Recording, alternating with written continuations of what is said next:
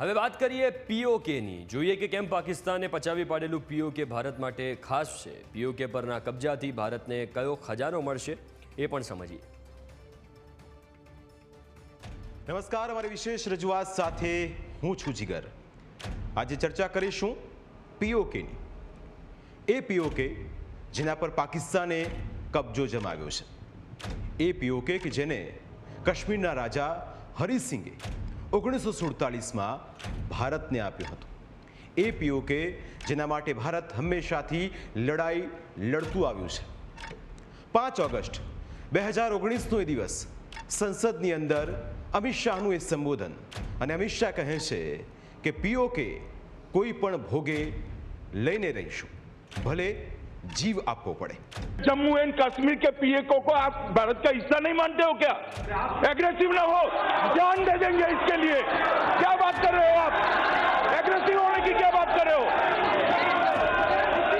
जान दे देंगे इसके लिए.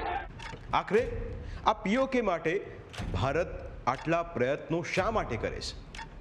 પીઓકે જે ભારત પાસે હતું તેના પર પાકિસ્તાને કેવી રીતે કબજો જમાવ્યો?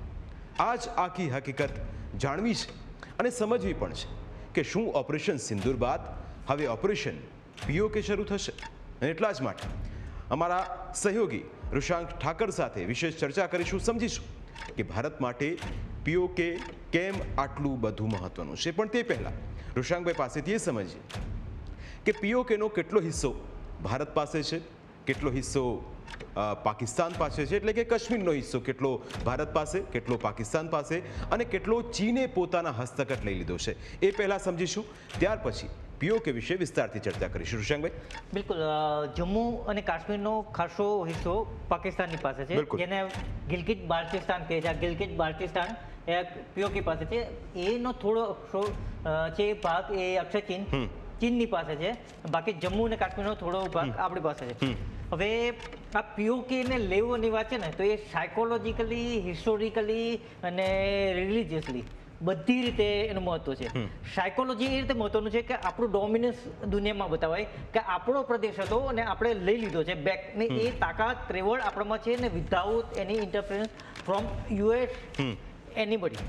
તો એ કોઈને પણ ઇન્ટરફિયર આપણું ડોમિનન્સ બતાવે છે કે આપણી તાકાત છે કે પીઓકે જે અમારું છે ને, અમે અમારા વર્ડ્સ છે એ અમે લઈશું. એ હિસ્ટોરિકલ છે.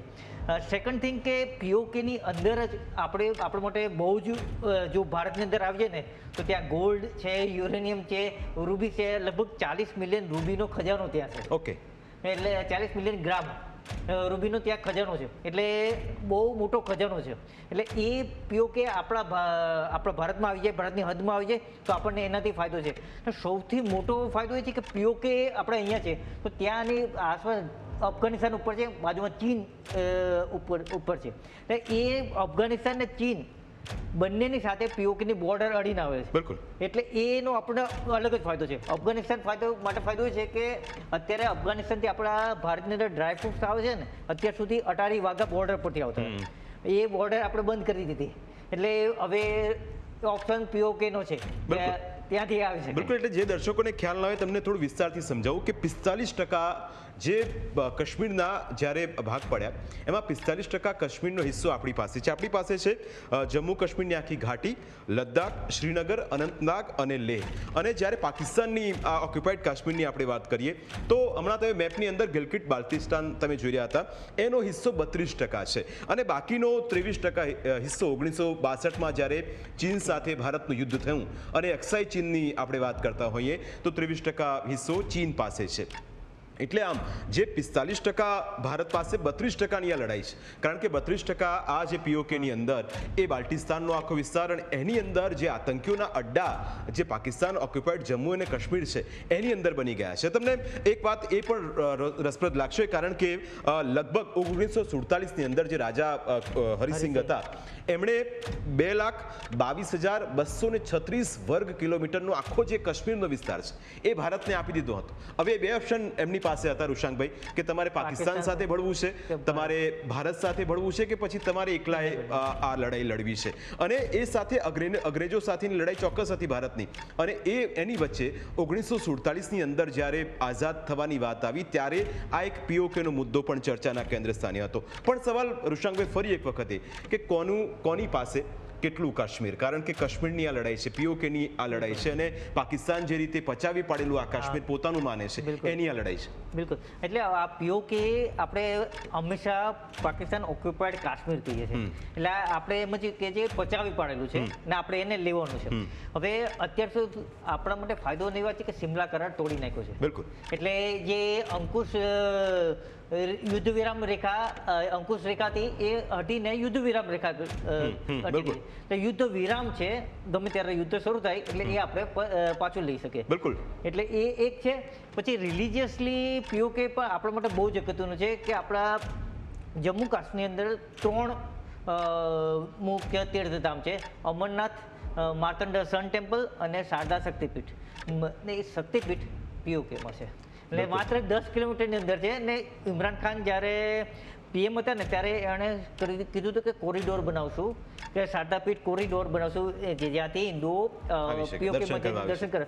ને સેનાએ ના પાડી દીધી કે આવું કોઈ કોરિડોર બનાવવાનું નથી. પાકિસ્તાનની સેનાની નફટાઈ છે એટલે એ બિલકુલ આતંકનો કોરિડોર મને લાગે પીઓકેમાં એ તરફ વધી ગયો.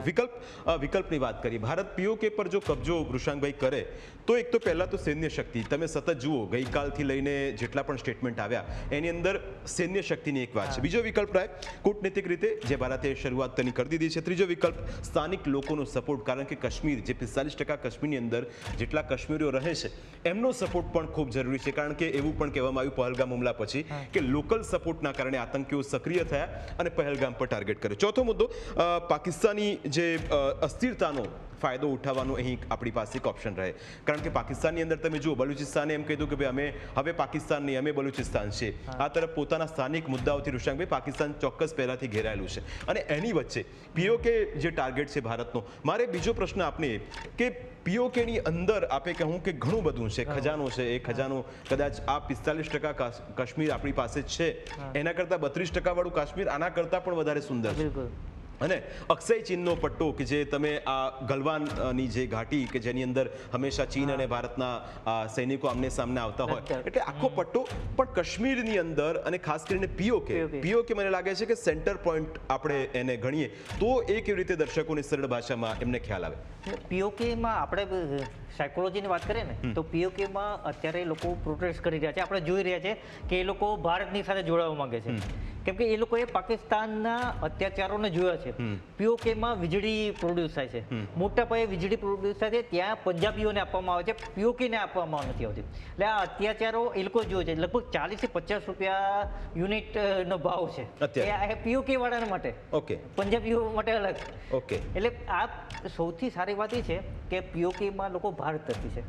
જમ્મુ કાશ્મીરમાં હજુ પણ હું માનું છું લોકો સપોર્ટ છે. એ લોકોના દિલમાં કદાચ પાકિસ્તાન પ્રત્યે પ્રેમ ધડકે છે. એટલે જે લોકો કહે છે કે મહેમાન આવ્યા હતા, પોતાના નથી કહેતા. એટલે પીઓકે વાળા જો એક રેખા ભૂસાઈ જશે તો પીઓકે વાળા જમ્મુ કાશ્મીરમાં આવશે, એટલે કાશ્મીરના જ એક ભાગ બીજા ભાગમાં આવશે તો એ લોકો કહેશે કે પાકિસ્તાન વાળા કેટલાક અત્યાચાર કરે છે. તો આ લોકોનો મનમાં પણ જે પાકિસ્તાન પ્રત્યેનો જે પ્રેમ હશે ને એ પણ સાયકોલોજીકલી દૂર થઈ શકે છે.